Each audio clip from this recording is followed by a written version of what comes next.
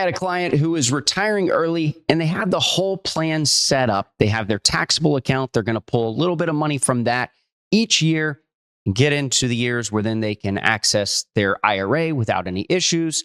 And, there's the 72T rule that people oftentimes pitch. There's also the rule of 55. If you left your 401k at your job, potentially you can use that.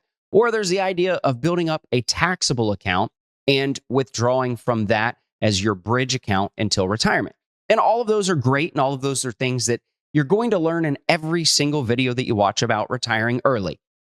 But we like to think a little different here at Jazz and want to teach you some things that maybe you're not thinking about. And this is something that I had to tell this client is just some out of the box strategy to think through. Now, if you haven't checked us out, be sure to check us out. We're at jazzwealth.com. We help the younger people that are just starting out. We've got great people here to help with that. Or if you're looking for actual retirement advice and planning, we can do that as well. So we are jack of all trades, right? Is that what they say around here? So, all right. Well, let's go ahead and check this out. And so one thing that you could do if you're retiring early is you can think through the Roth conversion ladder. Now, if you put your money in a Roth IRA, its principal can be taken out. So if you say, hey, I'm going to put, $6,000 into a Roth IRA, and next year you need the money, you could pull the $6,000 out. I'm not going to say that that's great financial advice whatsoever, because you want that money to grow tax-free long-term. But if you had to have the money, you can pull the principal out that you've already paid taxes on. But in this scenario, let's just say that you have an IRA with all of your money in it. You're wanting to retire early. And if you pull from your IRA, you're going to have taxes and a 10% early withdrawal penalty if you're under the age of 59 and a half, unless you do the 72T rule. But what happens if you could maybe say, hey, you know what?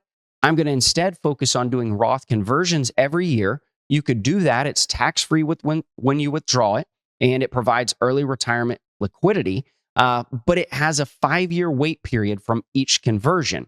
So you have to remember that. A lot of people ladder this is what they call it. So it's basically going to be each year you do a little bit. It's going to go up out to the next year. Now, it's not tax advantageous. If you're looking from a financial planning perspective, that's one that we're looking at. And we usually like to see people use their Roth IRA last in retirement because of compound interest. Your growth on that account is all going to be tax-free. You want that account to continue to grow and grow and grow, and then touch it last so that you can, run that thing as long as possible. But that's just one option. Something that I was mentioning this client specifically because they were trying to get everything done on a limited amount of money. And they said, well, what happens if some major expense comes up? And we talked about the idea of a 0% credit card for unexpected expenses. Now, you're probably sitting there like, a credit card? An advisor's telling me to get a credit card? But you have to think through this. This is out of the box stuff that we're wanting to think through on these scenarios.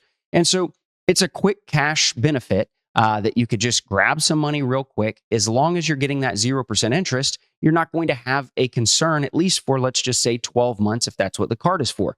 Now, you have to really focus on knowing that, hey, this is going to be something short term. I'm going to have money. So maybe you're doing this Roth conversion ladder and you're getting through a certain period of time. But you know what? You say, hey, this year I ran out of money, but next year I've got more money coming in, can pay off the credit card. You've got some options. It's just thinking through this a little bit. Some unexpected expense comes up, but just make sure that you're not going to sit and carry this thing, long term, because you got to make sure you're paying it off. And then another one is the home equity loan.